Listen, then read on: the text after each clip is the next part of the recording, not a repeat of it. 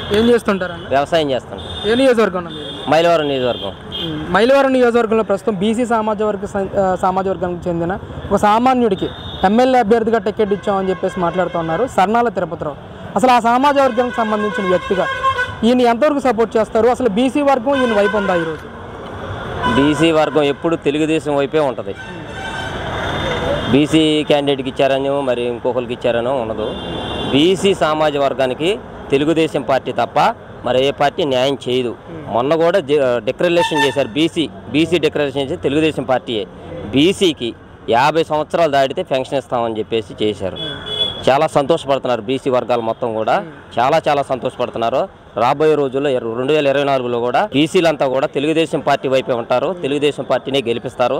బోల్డ్ లాభాలు పొందుతారు. మీ ప్రాంతంలో సర్నాల తిరుపతిరావు గారికి పోటీ ఎలా ఉంటుందంటారు? అసలు ఆయన పరిస్థితి ఏంటి ఇక్కడ? ఆయన అంటే కొత్తగా వచ్చారు. సర్నాల తిరుపతిరావు గారు అని ఆయన సడన్గా పరిచయం అయ్యారు. మరి అది ఎంతవరకు పోద్దో. అంటే గతంలో జడ్పీటీసీ కూడా పనిచేశారు కదా, అసలు ఎవరికి తెలియదు ఆయన? నియోజకవర్గంలో మాత్రం ఎవరికి తెలీదు. జడ్పీటీసీ అంటే ఆ మండల పరిధిలోనే ఉంటారు కానీ నియోజకవర్గంలో మాత్రం ఎవరికి తెలియదు ఇప్పుడు వరకు. ఇప్పుడు తెర మీదకి వచ్చారు అంతే ఆయన. అది ఏంటన్నా మరి అసలు జోగి రమేష్ గారి వర్గం కూడా సర్నాల తిరుపతిరావు గారికి పెద్ద ఎత్తున సపోర్ట్ చేస్తుంది, ప్రచారంలో కూడా పాల్గొంటుందని మాట్లాడుతూ ఉన్నారు. ఏంటి ఆయన వర్గం ఉందా ఇక్కడ?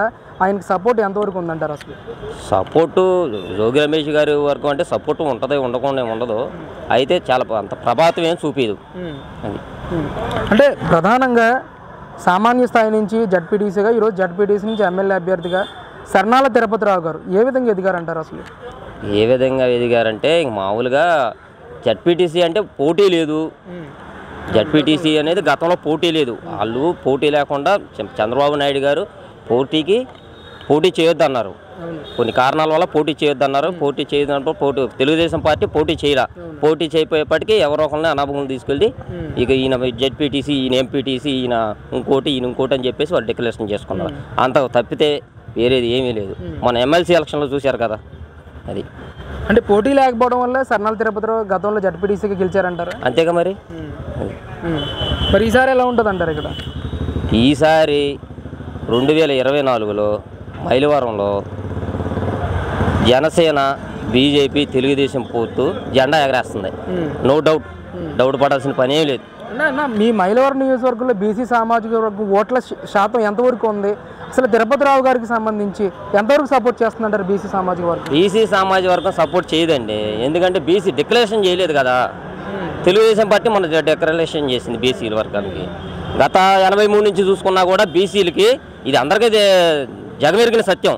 బీసీలకి 1983 ఎన్టీ రామారావు గారు పార్టీ పెట్టిన కాడి నుంచి బీసీలకి ఒక ప్రత్యేకత ఉంది తెలుగుదేశం పార్టీలో. ఇది జగమెరిగిన సత్యం, ఎవరైనా చెప్పగలరు.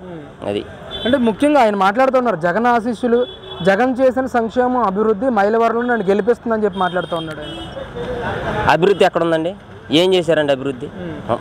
ఇప్పుడు అభివృద్ధి అంటున్నారు కాబట్టి అభివృద్ధి ఏం చేశారు? ఫలాంది మైలవరం నియోజకవర్గంలో ఫలానా అభివృద్ధి చేశాము అని ఒక్కటి చూపించమనండి. అయితే అసలు అభివృద్ధి జరగలేదా? అభివృద్ధి శూన్యం, సున్నా. అది ఏం జరిగిందండి అభివృద్ధి? భవన నిర్మాణ రంగాలకే ఏమి లేదు, వ్యాపారాలు లేవు, రియల్ ఎస్టేట్ లేదు, ఏ రంగాలకైనా పని లేదు. ముందల పని లేదు. పబ్లిక్లో రూపాయి తిరగట్లా. పబ్లిక్లో మనీ రూపాయి తిరగట్లేదు. ప్రతి ఒక్కరు ఇబ్బంది పడుతున్నారు. ఇది అందరికీ తెలుసు. నేను అన్నా నువ్వు అడిగినా నేను చెప్పేది ఇదంతా జరిగేది సత్యం అన్నమాట. పబ్లిక్లో రూపాయి తిరగనప్పుడు పబ్లిక్ చాలా ఇబ్బంది పడుతుంది అన్నమాట. అది అంటే ముఖ్యంగా ప్రచారంలో కేసినేని నాని గారు, సర్నాల తిరుపతిరావు గారు ఇద్దరు పాల్గొంటూ ఉన్నారు కదా. కేసినేని నాని గారి ప్రభావం ఎంతవరకు ఉంటుంది మీ మైలవరం నియోజకవర్గం? కేసినేని నాని గారి ప్రభావం కూడా పెద్దగా ఉండదండి, ఉండదు.